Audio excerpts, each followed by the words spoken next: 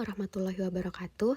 Perkenalkan, saya Baik Widya Risma Wardani dengan NIM K1A022056 yang pada hari ini akan mempresentasikan hasil studi literatur saya mengenai budidaya rumput laut alga coklat atau P.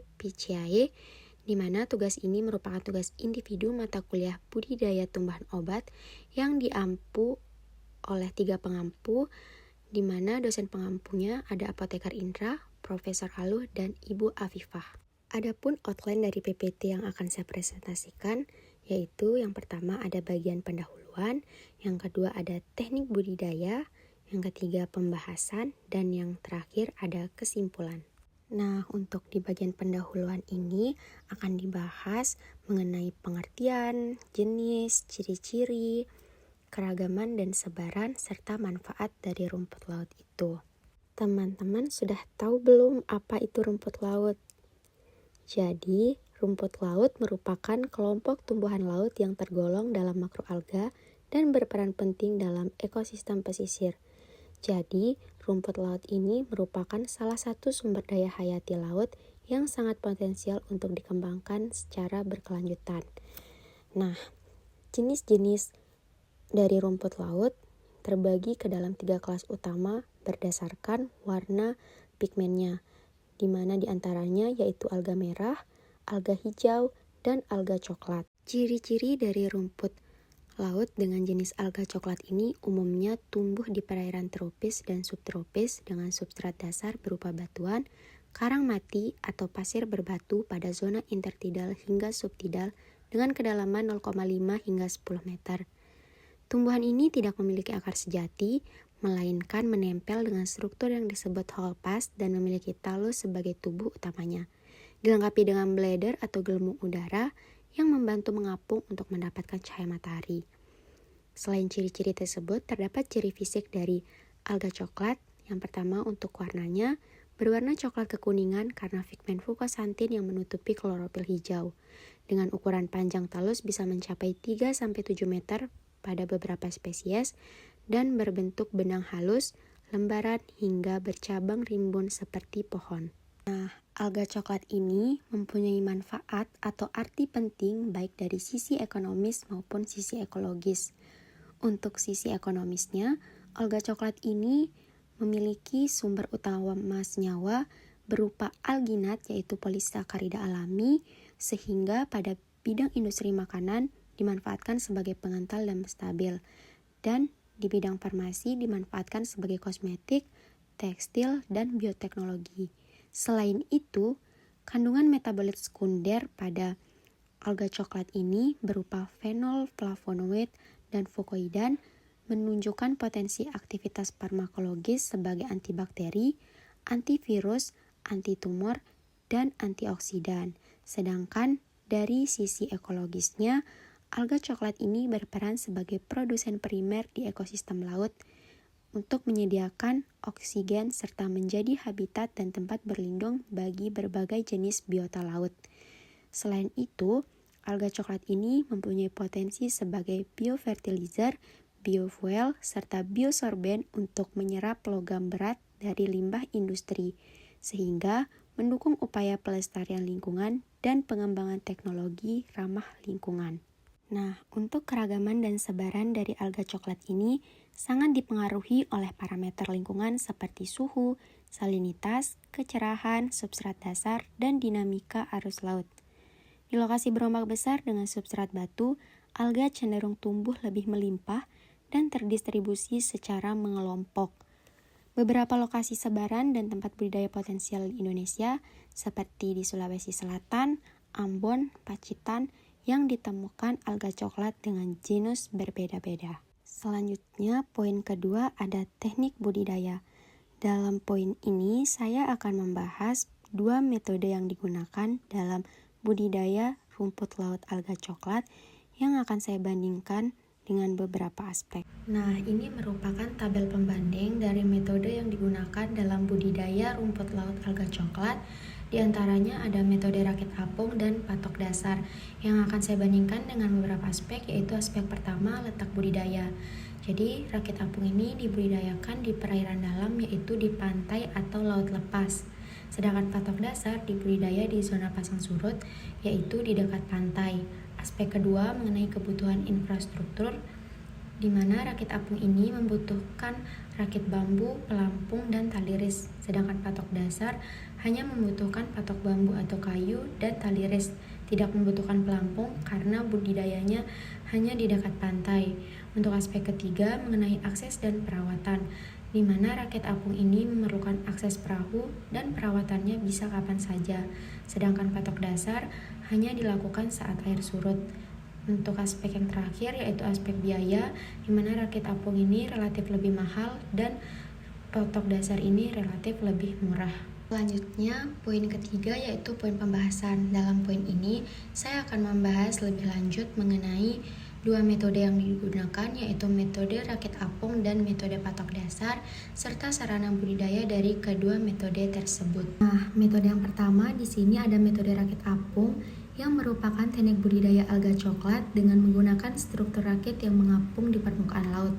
Pada rakit ini dipasang tali ris tempat alga diikat dan ditanam.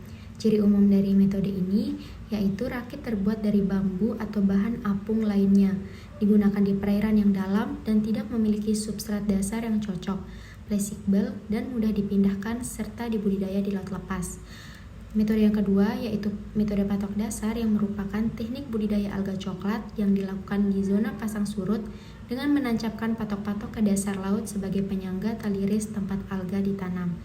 Ciri umum dari metode ini yaitu patok terbuat dari bambu atau kayu yang ditancapkan ke dasar perairan, cocok untuk perairan dangkal dengan substrat keras seperti pasir atau karang mati, efisien secara biaya dan mudah dijangkau saat air surut.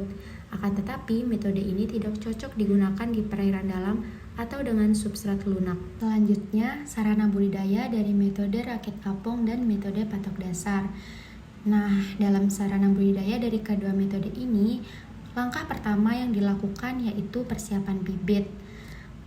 Adapun hal-hal yang perlu diperhatikan terlebih dahulu, yaitu seperti bibit yang dipilih harus sehat dan segar, berwarna coklat kehijauan, memiliki bagian tumbuh lengkap, dan tidak ada biota lain yang menempel. Setelah kita mengetahui hal-hal yang perlu diperhatikan, langkah pertama yang dilakukan dalam persiapan bibit ini yaitu dilakukan pengambilan bibit saat air surut agar mudah dijangkau. Setelah dilakukan pengambilan, kemudian dilanjutkan dengan penimbangan dan diikatkan ke tali ris menggunakan tali rafia. Pengikatan dilakukan di tempat teduh dan tidak terkena sinar matahari langsung agar bibit tidak stres. Selanjutnya, sarana budidaya yang dilakukan setelah persiapan bibit adalah penanaman. Pada langkah penanaman ini terdapat perbedaan antara metode rakit apung dengan metode patok dasar.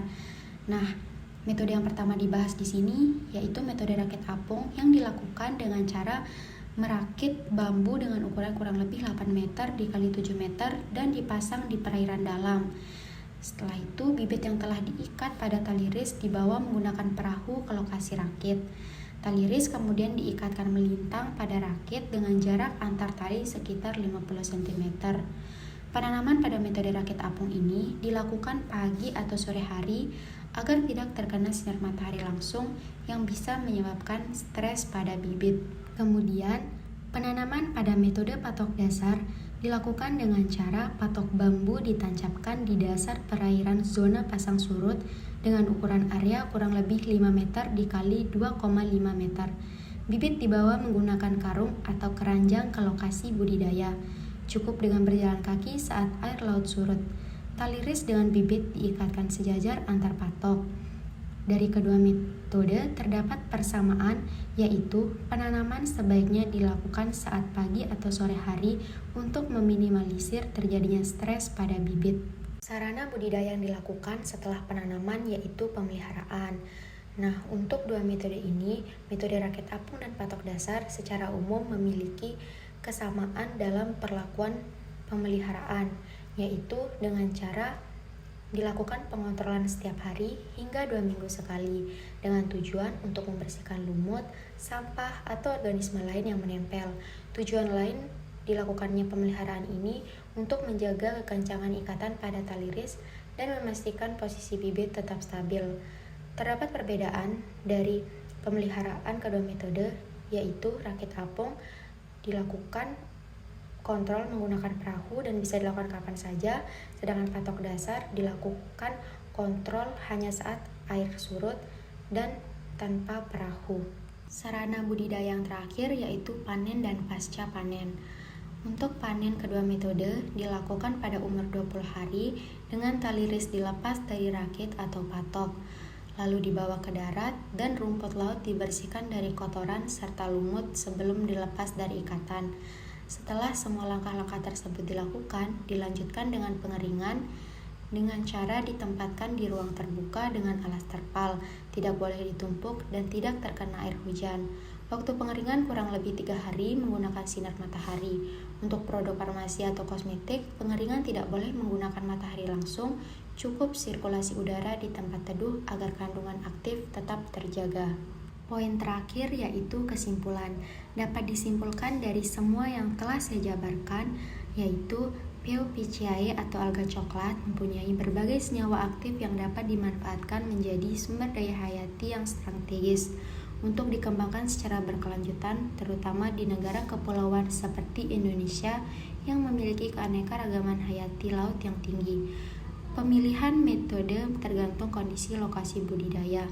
Jika berada di wilayah dengan ombak kecil dan substrat padat serta terumbu mati, metode patok dasar cocok dan menguntungkan.